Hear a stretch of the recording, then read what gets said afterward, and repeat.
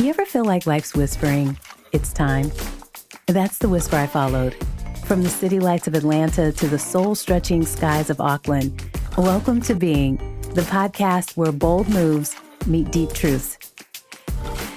I'm Shea Love, and each week I'm sharing the messy, the magical, and meaningful moments that come with starting over and stepping fully into who you are.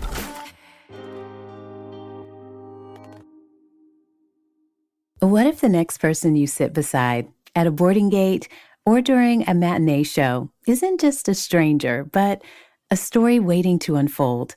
In this episode of Being, I share how two ordinary moments, one in the Auckland airport, the other in a Melbourne theater, became quiet turning points.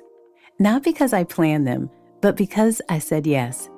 Sometimes the most meaningful connections come from the people we almost walk past. And when we stay open, we don't just find connection, we find something sacred.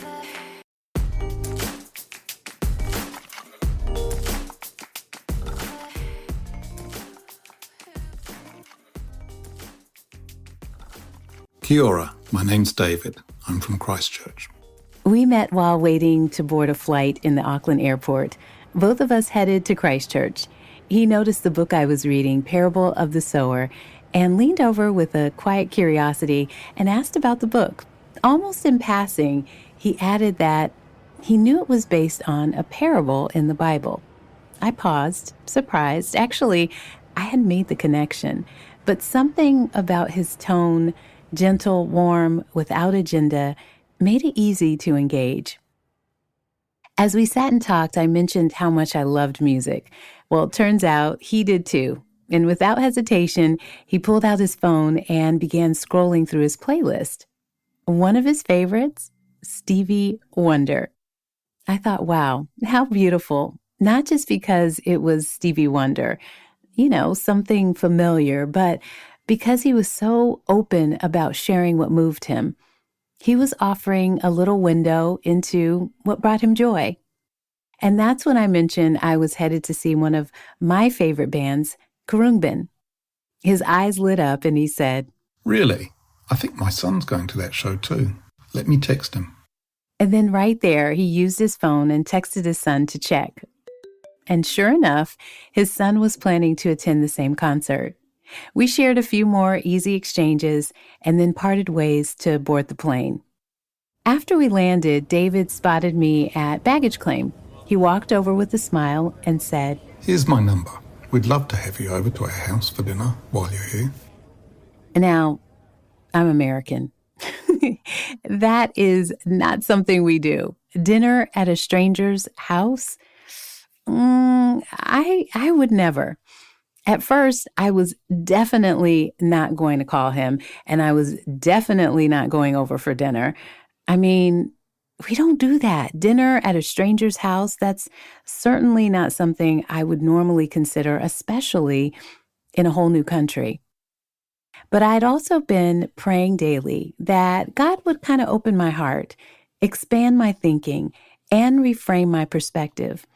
I didn't just want to move to New Zealand. I wanted to receive it fully, abundantly, with openness, curiosity, and faith. So after a day in Christchurch and a long, beautiful 3-hour solo hike along the Godly Head track, and yes, I'm aware of how divine that name is, something in me shifted. Maybe it was a stillness, maybe it was a symbolism, but it felt clear. Say yes. And so I did. And wow, what an incredible night. Dinner with David and his family, his wife Sharon, his son Josiah, and his daughter-in-law Kimba turned out to be one of the most grounding and joy-filled experiences of my time in Christchurch.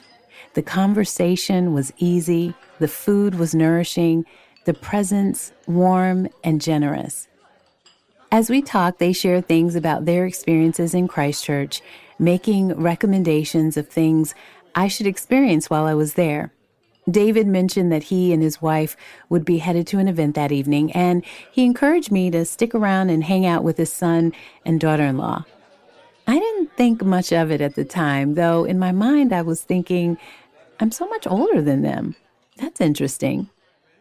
It all became clear because at one point, David looked surprised when I mentioned my children. Wait, you have teenagers? We laughed when I shared that my kids were 19 and 17. He thought I was around the same age as his son and daughter-in-law, 27. Okay, I'll take it though. It was certainly a compliment. And he was just helping a traveling single 27-year-old American make a connection. So what I thought would be my first concert alone in a foreign city, it turned out to be an evening with new friends and my unexpected 27-year-old peers, Josiah and Kimba, who welcomed me like I'd always been part of their circle. G'day, my name is Tony. We were seated next to each other during a matinee performance of In the Heights. I was visiting Melbourne, craving a little culture, some music, some art, something that would awaken and inspire me. During intermission, I struck up a conversation with the gentleman next to me, Tony, and he told me he was in his 70s, he'd never been married, didn't have children, but had spent a lifetime traveling. He pulled out his phone and with great excitement, he began showing me photos from Antarctica, Africa, and everywhere in between. These weren't only beautiful vistas, they were up-close, intimate captures, mile-long icebergs etched with wind patterns, a pride of lions feasting on a rhinoceros, moments that felt as wild as they felt sacred. Tony had clearly taken the road less traveled, not just in where he'd been, but in how he'd seen the world. He mentioned how beautiful Melbourne's Fitzroy Gardens were and suggested that I visit. I shared that this was my first time to Melbourne and that after the play, I might just take a walk there. Well, when the show ended and we stood up to leave, Tony turned to me and said, I'm headed that way. You can walk with me and I'll show you Fitzroy Gardens. Now listen, again, that American lens crept in. I don't typically accept an invitation to wander a garden with a stranger, but there was something about Tony's energy. Vulnerable, grounded, kind. Like he just genuinely wanted to show me something beautiful. So I said yes. And what unfolded next, it was like a movie. First, we wandered into St. Patrick's Cathedral. It was grand with stained glass windows and ceilings that made you look up and go still. We walked the space quietly, heads tilted back, hearts slightly opened, and then through the gardens, past the fairies tree, carved with whimsical forest creatures, through the conservatory, where we met Tim, a master gardener who shared stories about the living displays, to fountains, statues, and even a miniature Tudor village nestled like a secret from another world. And then came the moment that sealed it. We stepped into a clearing with a canopy of towering trees. And there it was. One of them looked so familiar. I paused, and I noted that. I had seen the tree before in Queenstown, New Zealand. That's when Tony pulled out his phone and with a slow smile showed me a photo. That same tree in Queenstown, New Zealand. The very tree I'd pause under during my first walk there. I also had that very same picture as well on my phone, which I showed him. We stood in silence, letting that moment land. We had both been in the same place, stood in the same spot, been moved by the same tree, and somehow across countries, years, and different walks of life, we'd met under another tree, in another garden, in another time, not by accident. At this point, we had walked and talked for nearly 2 hours, and it was time for me to head to a music event that evening. He gently cupped my hand and said, It was so nice to meet you. I hope you enjoy the rest of your visit. And that was it.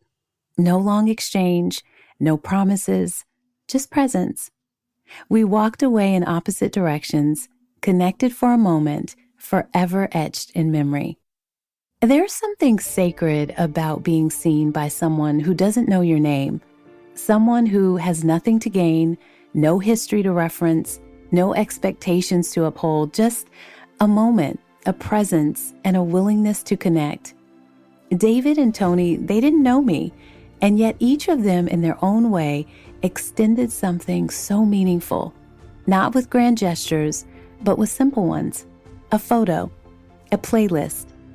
There was something tender, even intimate, about both of them pulling out their phones, not to scroll or escape, but to share.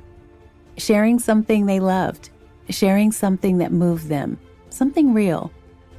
It made me realize connection isn't always built over time. Sometimes it's offered in an instant, in the pause between boarding gates, in the quiet time during intermission, in the openness of a walk through a garden.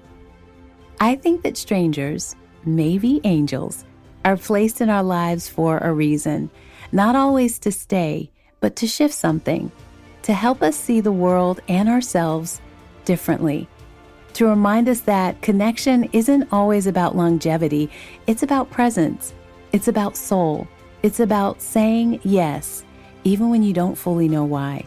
Tony and David showed me that kindness doesn't have to be familiar to be trustworthy, that there is beauty in the unknown, and there are times when the most memorable guides are the ones we never expected to meet, the ones who didn't take from us, but offer us something instead, a window, a memory, a new way of seeing.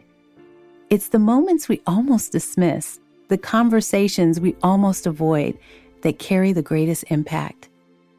So maybe that's the real gift, a connection that asks nothing of you but your presence. A whisper that says, stay open.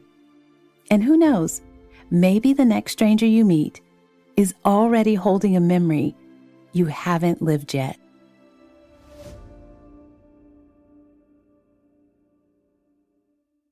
You've been listening to Being from Atlanta to Auckland. I'm Shea Love, and if this episode made you feel seen, maybe it sparked something deep or reminded you that change is possible, go ahead and follow, subscribe, and send it to a friend. This journey is just starting. Keep stretching, keep rising, and always keep being.